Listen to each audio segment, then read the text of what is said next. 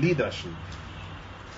I think, could you, in a way, define leadership and relate it to the present administration? Has there been leadership at all with all that is happening within the country and even within the APC as a party? Well, the absence of leadership, we have seen the effects of it before, in incompetence, in deterioration and everything. We have now seen how that leadership is what it is. You don't give what you don't have. The spectacle or the television 1 or 2 weeks ago accounts for the absence of leadership or the lack of leadership that Nigeria has witnessed under this government. Now that is what you saw, the unraveling of the president mentally and physically in the full glare of the world. Before, there is not, as I said, you can debate, but okay, you are saying this about the head of the president, not saying this head of the president. Now, we are all now given the benefit of first-hand experience, of what you are dealing with. It's not to forget that he spent 4 months in a London hospital, in a coma, in 2017. So, look, just add that, taken together, what the health crisis that he had, as reflected in being hospitalized for a long time in Britain, and actually the manifestations, the symptoms of some kind of, comprehensive physical and mental breakdown. That you can't give what you don't have. That cannot be the leadership that will do Nigeria any good. It is in no position to do it. He is in no position. Now, physically and mentally, now it's not longer anything. It's what we saw. He's not in a position to do that. And of course, it is reflected in what we have seen so far. Look, the person is supposed to know you more than any other person, his wife, the first lady, now came out about a month ago or thereabout, saying that his husband is not the one in charge of the governance of the country, that it is some unknown 2 or 3 hostage takers. That is the evidence of his next of kin, so to say. So look, so you see this is the accountability for the failure of leadership that we have witnessed so far. You don't need to look anywhere again. And of course, a lot of people around him, the degeneration, the people took advantage of it, exploitation, governing in his name, enriching and embezzling, in his name, some kind of free for all.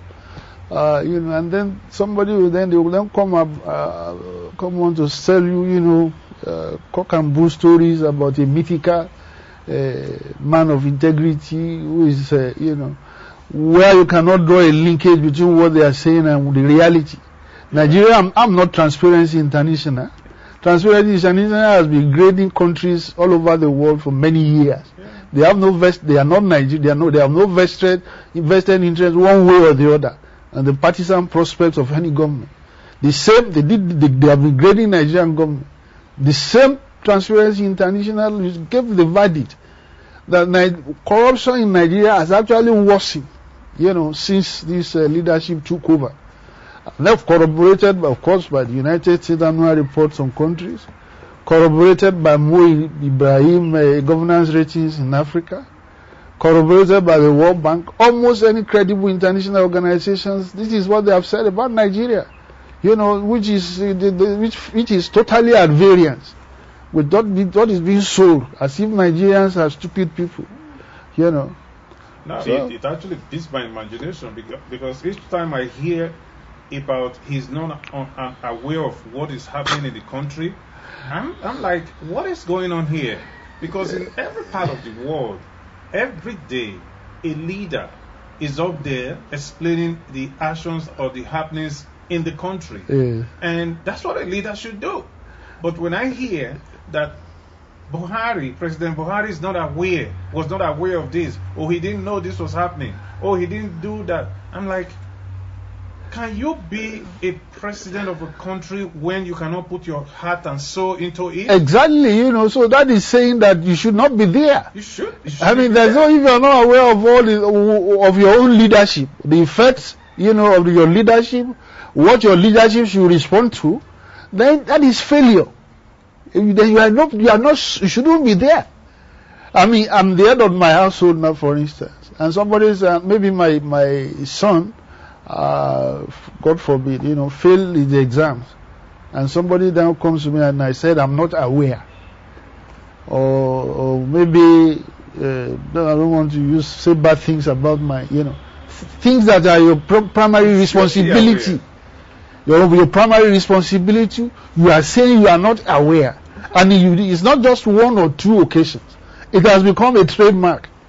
All the time you are not aware, and then of course you call that your own lack of awareness. Then you compound it by saying what you said you are not aware is brought to your notice. Rather than make remedy, rather than ameliorate or make amends for that, you either leave it. Look, he came out to say that when he went to Benue State, that when the genocidal violence broke out, he went with the IG of police and told the IG of police to sit there, in situ. And then when he came back months or a year thereafter, or months thereafter, and he was told that the IG left almost immediately, and he said he was not aware. That's bad enough. Now, to make matters worse, nothing happened to the IG. Now, any leader, any president, right, a commander-in-chief, you gave a directive to your subordinate on such a very grave situation, and he disobeyed your directive, and then that was the end of the matter. So you have now compounded. You have now to have to query whether not being aware is only the problem. The problem has gone beyond that, because when you are made to know of that gap of what happened, how did you respond to it in an irresponsible manner, right? And the way others will take a cue from that behavior.